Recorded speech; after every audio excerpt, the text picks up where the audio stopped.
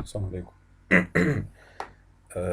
بقالي كتير ما بعملش فيديوهات، بس المرة دي الموضوع فعلا بدأ يكبر يعني، وناس كتير بتسألني على رأيي في البروتين بتاع جيم فيت. فقررت أعمل فيديو، يعني أقول رأيي في الموضوع وأقول إذا كان يعني يستحسن إن أنت تشتري الجيم فيت ولا لأ، بدون مقدمات كتير. أنا عملت كرايتيريا بسيطة، يعني على أساسها أنت بتشتري باودر. انت لازم الشركة اللي انت بتشتري منها البروتين بتاعك ده تبقى شركة، يعني تبقى شركة يبقى ليها مكان، يعني ليها عنوان او ليها كيان. تقدر تكلم الشركة دي لو طلع عندك مشكلة. يعني انا دلوقتي اشتريت باودر وطلع فيه مشكلة، اروح اكلم الشركة اللي صنعت البروتين ده. ماليش دعوة بالمستورد او الموزع، انا دعوة بالشركة اصل التصنيع. دي اول نقطة. تاني نقطة، لازم اللي مكتوب على الباودر، يعني مثلا لو مكتوب على الباودر 25 جرام بروتين، يبقى جواه 25 جرام بروتين فعلا، ما يكونش جوه يعني كاتب حاجة وهو جوه حاجة تانية. او على الاقل لو مش جواه اللي مكتوب عليه يبقى قريب من المكتوب عليه، يعني مش 25 يبقى مثلا 23 22، مش مثلا يبقى مكتوب عليه 25 وهو يبقى جواه 9. تمام. فاحنا هنمشي على الكرايتيريا دي واحدة واحدة. انا قعدت دورت ولقيت، بعد تعب كتير، يعني قعدت حبة بدور لحد ما لقيت سايت لجيم فيت. انا بصراحه كنت متخيل ان انا مش هلاقي لها سايت. فالمهم بعد ما دورت ولقيت، قلت اخش على اباوت اس كده اقرا عنهم شويه. لقيت ان هم حاطين فيجن وميشن ومش عارف ايه وديسيبلين وليدرشيب وكلام جميل. واللي كاتب الكلام ده واحد اسمه امير خشبه. تمام. مع ان انت لو دخلت اي محل مكملات من اللي بيبيعوا جيم فيت ده، هتلاقيه بيقول لك ايه؟ ده منتج بريطاني تقفيل مصري. منتج بريطاني، يعني متصنع في بريطانيا لكن اتقفل في مصر، يعني المفروض انا الكيان بتاعه الاصلي يبقى في بريطانيا. انا مش شايف هنا اي حاجه تدل ان هو بريطاني. حتى هدخل على كونتاكت اس مثلا، عايز اكونتاكت الشركه. هو قايل لي اكتب اسم وميل ورقم تليفون وواتس اون يور مايند، وادخل الليترز. انا مش شايف اي حاجه، يعني لا رقم تليفون ولا عنوان ولا حتى علبه سجاير. مش حاطين اي حاجه، يعني انا دلوقتي عايز اكلم الشركه مش عارف. طب انا هدخل على سايت بتاع شركه انجليزيه بريطانيه، المفروض ان هي زي جيم فيت، هما الاتنين بريطانيين. ماي بروتين. دخلت على كونتاكت اس، زي ما انتم شايفين الناس حاطين لي رقم تليفون. الموضوع واضح اهو. وكاتبين هنا ان هما في انجلترا وفي ويلز. يعني هم اللي في كيان للشركه، في يعني انا لو عوزت حاجه من وين بروتين هعرف اوصل لهم. تمام. دي نمره واحد. طب هنخش على شركات مختلفه، زي مثلا اوبتيمم نيوتريشن. دخلت برضو على كونتاكت اس، الناس حاطين رقم تليفون، حاطين عنوان.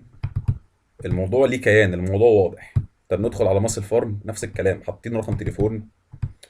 يعني تحس كده ان دي شركه، ان دي حاجه. يعني انت لو انت مثلا خدت المنتج بتاعهم وجالك اي حاجه، هتعرف في الاخر توصل لحد يعني. المهم دي اول نقطة. انا مش شايف ان ده سايت اصلا. انا حاسس ان الواحد اللي عمله خلاص، يعني ان ده مش سايت بصراحة يبين لك ان ده منتج فعلا ممكن تثق فيه. تمام. دي اول حاجة. الحاجة الجاية بقى اللي فعلا جابت لي شلل بقى. يعني هما فين كان في حاجة هنا، سلايد شو كده، عامل لك ان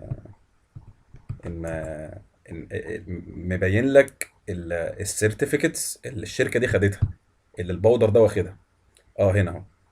ثانية واحدة. كاتب لك هنا ايه؟ لا ارجع يا عم. اي اي اف سيرتيفايد، وايزو 9000 2008، افتكروا معايا الكلام ده، وجي ام بي كواليتي، وجي اي اس اي ان زي. هو يعني المفروض جيم فيت ده واخد كل الشهادات دي. تمام. طب احنا ندخل على واحده واحده. هو كاتب لك هنا اي اف سيرتيفايد. انا دخلت يا عم على اي اف اهو. اي اف اهو. انا ما اعرفش ايه اي اف ده، بس انا عملت سيرش طلعت اي اف. هعمل سيرش على جيم فيت، مفيش جيم فيت. يعني المفروض هنا انا اقدر اخد، قصدي اقدر ادور على الناس اللي واخدين الشهاده بتاعت اي اف. مش موجوده. ادي اول حاجه. تمام. جي ام بي لا، هنخش الاول على الايزو 2008. لما دخلت دورت على الايزو 9001 2008، عرفت ان الايزو 9001 ده ستاندرد معين، و2008 دي بتدل على السنه اللي نزل فيها الستاندرد ده. يعني المفروض 9001 2008 ده طلع سنه 2008. والباودر بتاع جيم فيت ده لما تسال الناس اللي بتبيعه، الناس اللي بتبيعه في محلات المكملات، بيقول لك ده باودر لسه معمول، لسه نازل السنه اللي فاتت او السنه دي او حاجه كده، او بقاله مش عارف كام سنه، مش من 2008 خالص. يعني انا في اللعبه دي من 2008، عمري ما سمعت عن جيم فيت ده قبل كده. دي نمره اتنين. طب ندخل على جي ام بي سيرتيفيكت دي. ده سايت ابديتد جانيوري 2017، جايب لك الشركات اللي واخده الجي ام بي سيرتيفايد، يعني الشركات اللي واخده الجي ام بي دي. انا دورت في الحاجات دي كلها، ما لقيتش جيم فيت خالص. دي الشركات اللي واخده الشهاده دي. بس لقيت في النص بقى ايه؟ ام اتش بي مثلا، اكيد تعرفوها. ناو فود. ثواني، كانت فين؟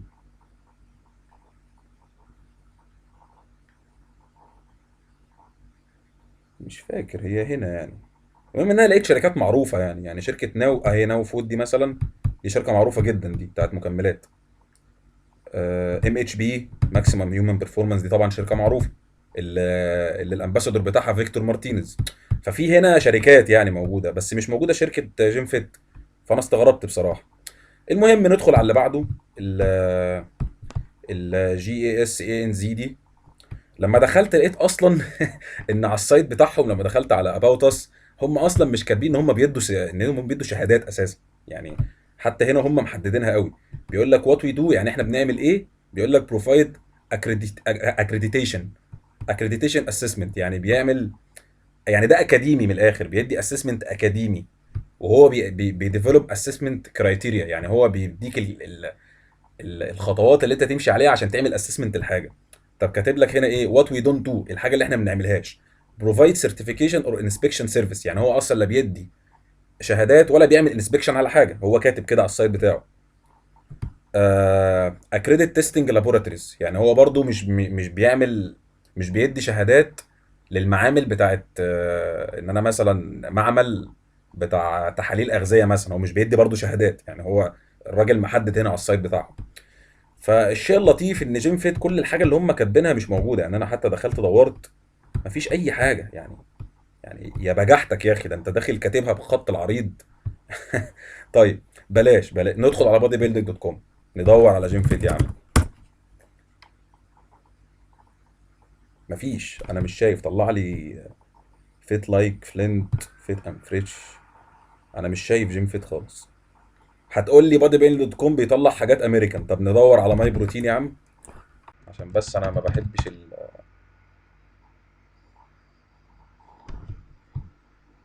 طلع لك يا عم منتجات ماي بروتين اهو زي الفل، والدنيا جميله، مع ان ماي بروتين ده اكتر شركه معروفه ان هي بريطانيه. طب احنا نستنتج ايه من الكلام ده؟ نستنتج ان شركه جيم فيت هي شركه ملهاش كيان. انت ما تقدرش تمسكها من حاجه يعني. شركه اول حاجه ما هياش متجربه، ما فيش ناس مجرباها، ما فيش ريفيوز عليها. تاني حاجه، انت ما تضمنش هل نسبه البروتين اللي جوه هي نفس النسبه اللي مكتوبه على العلبه ولا لا. هو كاتب لك على العلبه ان هي فيها 25 جرام بروتين، هل انت واثق ان جواها 25 جرام بروتين ولا لا؟ انا شخصيا مش واثق في كده. طب انا بتكلم كده برضو على اساس ايه؟ هقول لك. في سايت لطيف قوي اسمه لاب دور، انا كنت عملت بوست عليه قبل كده. السايت دوت بيقول لك، يعني هو سايت اللاب دور دول ناس انجليز، عاملين معمل بيعملوا تحاليل للمعمل اغذيه، بيعمل تحاليل للمكملات. وبيقول لك كل مكمل فيه نسبه بروتين قد ايه. طبعا جيم فيت مش موجود هنا، دي اول حاجه. يعني انا لما دخلت ما لقيتش جيم فيت، دورت عليه ما لقيتوش. بس لقيت بروتينات احنا عارفينها ومجربينها كمصريين. يعني هقول لك مثلا زي ايه.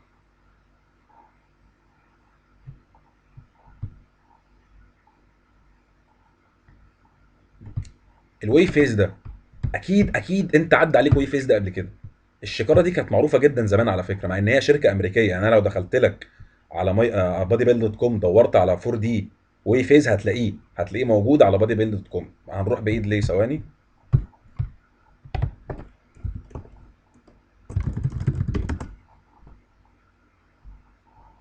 يعني دي شركه موجوده وليها كيان وليها منتجات على بادي بيلدينج دوت كوم.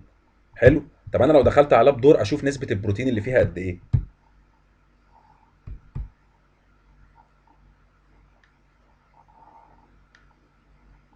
البروتين في السيرفنج 9 جرام. 9 جرام.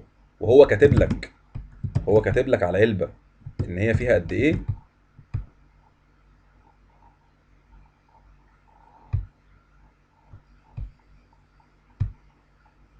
هو قايل لك ان العلبه فيها 24 جرام. يعني شركه امريكيه ليها منتجات على بادي بيلد دوت كوم وموجوده وليها كيان، بيضحكوا علينا، ما بالك شركه اصلا ملهاش كيان ومش موجوده على الخريطه. يعني ده كاتب لك 24 جرام، ولما لاب دور عملوا له تحاليل طلع فيها 9 جرام. امال جيم فيت يا راجل تبقى فيها ايه؟ نيجاتيف 5، سالب 5 يعني بتاخد من جسمك بروتين. الفكره ان الموزعين بتوع البروتينات في مصر فعلا عايزين يكسبوا وخلاص. هو بيلعب على جهل الناس، مش اي حد عنده قدره انه يدخل يفضل يعمل سيرش ويفضل يدور ويشوف هل المنتج ده فعلا موجود ولا لا. محدش بيتعب نفسه. والنتيجه ان احنا في الاخر بيضحك علينا وبندفع فلوس في حاجات ما بنستفادش منها. حتى لو المنتج ده فيه بروتين ما فيهوش النسبه اللي انت بتدفع لها فلوس. ما تسترخص المكملات اللي انت بتدفعها اللي انت بتشتريها، لان انت في الاخر بتدخل الحاجات دي جسمك، وجسمك في الاخر هو اللي هيتعب وانت اللي هتندم. كل ما هتسترخص الفلوس كل ما هيجي عليك انت في الاخر. لو انت المكملات غاليه عليك ما تشتريش، انما ما تقولش اشتري جيم فيت ده عشان رخيص. انا بقول لكم اهو، انا بنسبه 99% بقول لكم جيم فيت ده نصبايا، ولا بريطاني ولا غيره. انا شايف ان ده منتج مصري، شويه ناس عملوه وقال لك حوار ده منتج بريطاني تقفيل مصري وبتاع واي كلمتين وخلاص عشان بس ايه يبقى شكله حلو. ولو انا عملت قدامكم تجربه اهو، انا بقول لك رايي، وانت طبعا الحريه ليك ايا كان انت عايز تشتريه وما تشتروش، ده رايي انا حر. وده اللي انا شايفه، وربنا يستر علينا وسلام عليكم.